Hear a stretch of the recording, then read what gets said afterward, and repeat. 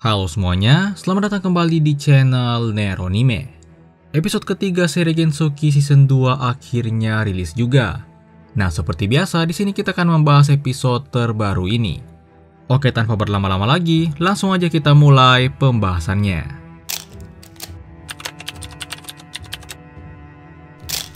Episode ketiga ini dibuka dengan Ryo yang pergi ke desa roh. Tugas untuk melindungi Miharu dan yang lainnya diserahkan pada Aicia.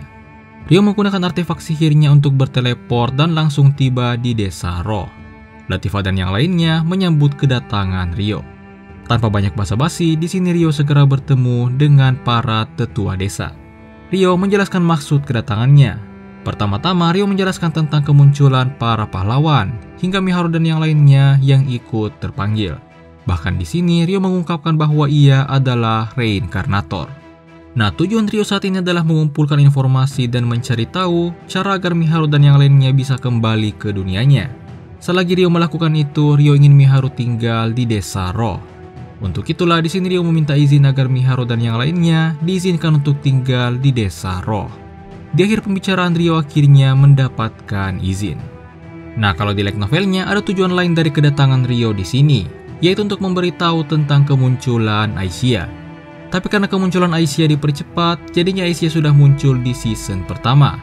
Malahan Aicia muncul langsung di desa roh, di mana pada light novelnya Aicia sebenarnya muncul setelah reuni Ryo dengan Miharu. Oke, lanjut. Di malam harinya Ryo berbicara dengan Latifah. Latifah kesal, atau lebih tepatnya kecewa, karena ia berpikir identitas Ryo sebagai reinkarnator adalah rahasia mereka berdua. Ryo menjelaskan ia hanya mengungkap bahwa dirinya adalah reinkarnator, tapi belum mengungkap bahwa ia adalah Amakawa Haruto. Jadi pembicaraan tentang Amakawa Haruto itu masih menjadi rahasia mereka berdua, setidaknya untuk saat ini. Singkat cerita, 2 hari kemudian Ryo kembali ke rumah batu. Ryo menjelaskan kalau butuh waktu 2 minggu untuk kembali. Nah, mungkin dari kalian ada yang bertanya, bukannya Ryo punya artefak teleportasi? Kenapa Ryo tidak menggunakan artefaknya untuk berteleport dan kembali ke rumah batu dalam sekejap? Nah, jadi artefak Ryo itu hanya diset untuk berteleport ke desa roh saja, tidak bisa digunakan untuk sebaliknya. Karena itulah ketika Ryo ingin ke desa roh, ia bisa berteleport dari mana saja, dan dalam sekejap ia bisa tiba ke desa roh. Tapi sebaliknya jika ia ingin pergi dari desa roh, misal untuk kembali ke Stral, maka Ryo harus terbang, dan itu setidaknya butuh waktu 2 minggu perjalanan.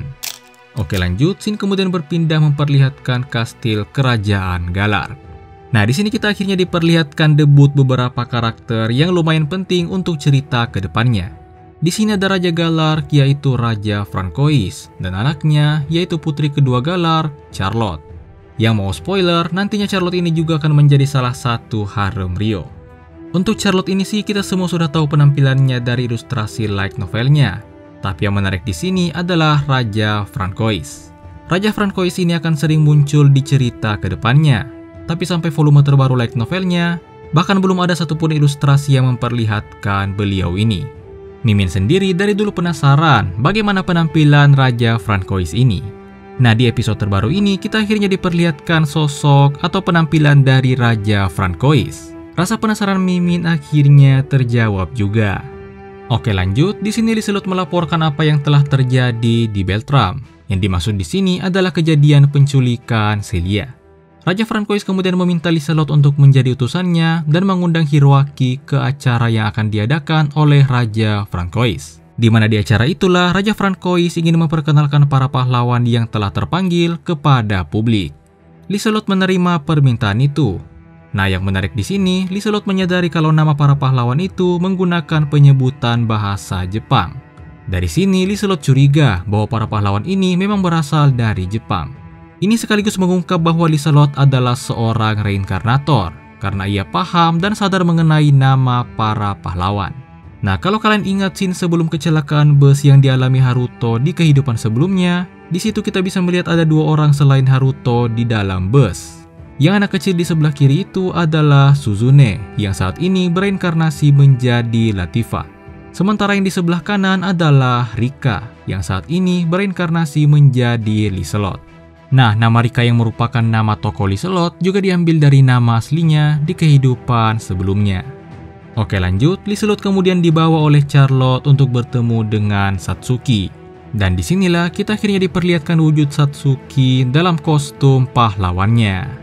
Setelah itu scene sedikit berpindah memperlihatkan Reis yang sedang mengerahkan Revenant-nya untuk mencari mangsa di sekitaran Amande. Setelah itu scene kemudian berpindah memperlihatkan kondisi di rumah batu. Terlihat Aicia sedang tidur, lalu ada Masato yang sedang belajar. Nah, di light novelnya, Ryo lah yang mengajari Miharu, Aki, dan Masato bahasa astral. Setelah 1,5 bulan mengajari mereka, barulah Ryo pergi ke desa Ro. Urutan di light novel seperti itu. Tapi di versi animenya terlihat kalau yang menjadi guru di sini adalah Celia. Ini lumayan mempersingkat waktu, karena selagi Ryo ke desa Ro, Miharu dan yang lainnya tetap bisa belajar dari Celia. Apalagi kita tahu kalau Celia adalah guru di Akademi Beltram, jadi ia lebih berpengalaman dalam mengajar. Sementara itu Aki dan Miharu sedang memasak. Di sini mereka juga membicarakan tentang Ryo dan Amakawa Haruto.